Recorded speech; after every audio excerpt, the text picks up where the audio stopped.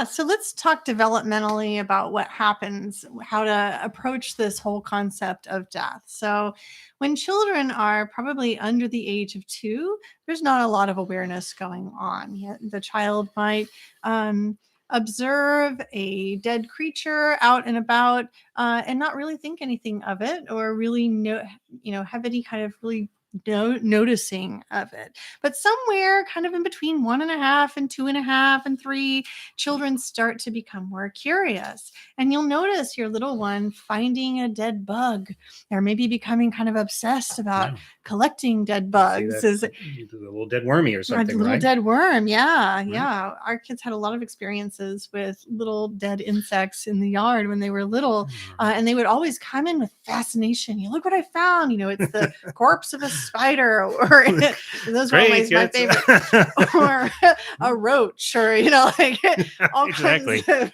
disgusting things that we as adults kind of react adversely to.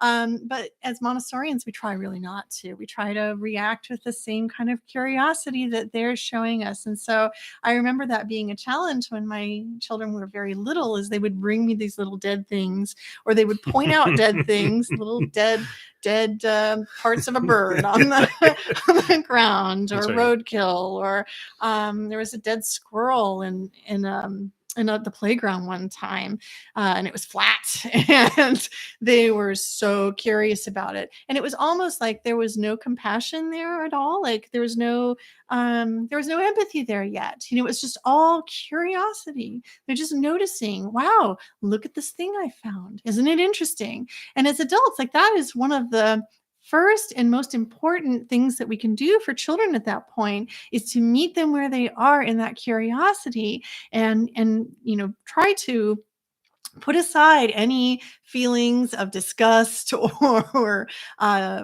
I don't know. I think with a lot of us as adults, we just feel this sense of uncomfortableness. We know so much more about death. We're closer, maybe to the end of our lives. We hopefully closer to the end of our lives than we are our children, most certainly.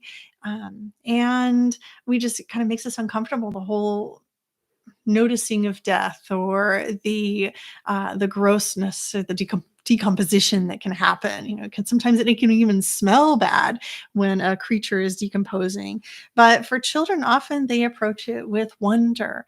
And so if we can hold in our disgust or other emotions that we're feeling, or sadness or grief or whatever, and instead of replying, oh, that's so sad that creature died, instead of rejecting that experience with, ew, put that thing down, don't touch that, and instead we create some kind of inner wonder in our own being, and we can exude that with the child. We can look at their eyes and see the curiosity there, and we can say, wow, tell me about what you found.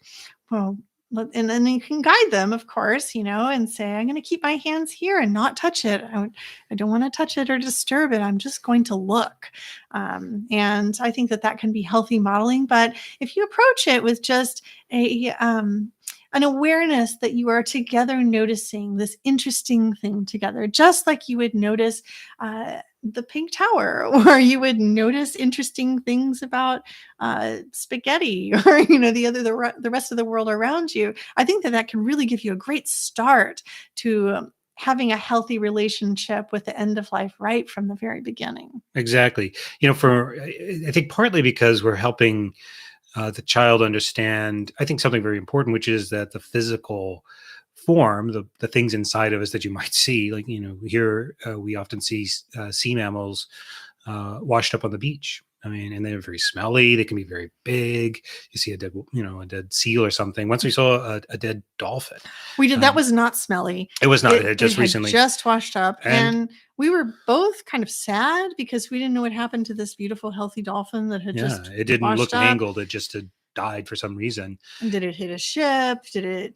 I don't know, have a brain aneurysm? Like, who knows what happened to this dolphin, but it was not decomposed. It was beautiful. It was such a, beautiful. I mean, you would think, well, that's kind of gruesome, but the fact is, never in my life had I been able to actually study a dolphin. The skin in that way is still not moving, I mean, and the parts were there, and it was fascinating. We weren't the only ones. There were many people, No. including like amateur biologists and others, or people who were calling in to report it to the Marine Mammal Center that's here, so they can be studied, because we want to know like what happened to it to prevent it from happening again.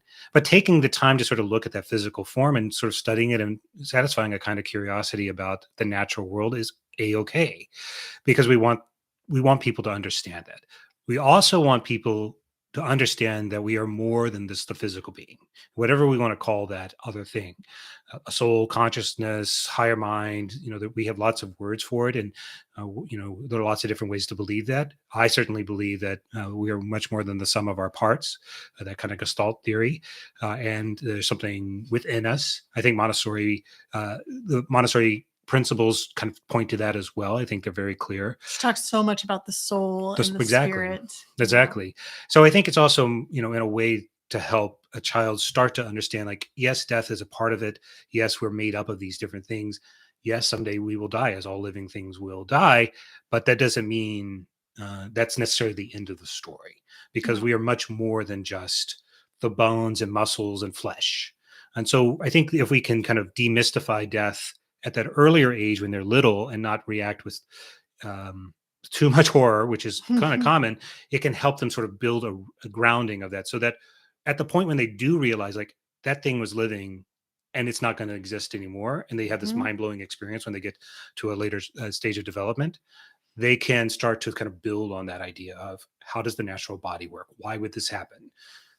Yeah. And when does that happen? It usually happens after the age of 3. So sometime between the ages of 3 and 6, that conscious mind is working. That conscious mind is putting together the dots, and they're recognizing the permanency that comes with death.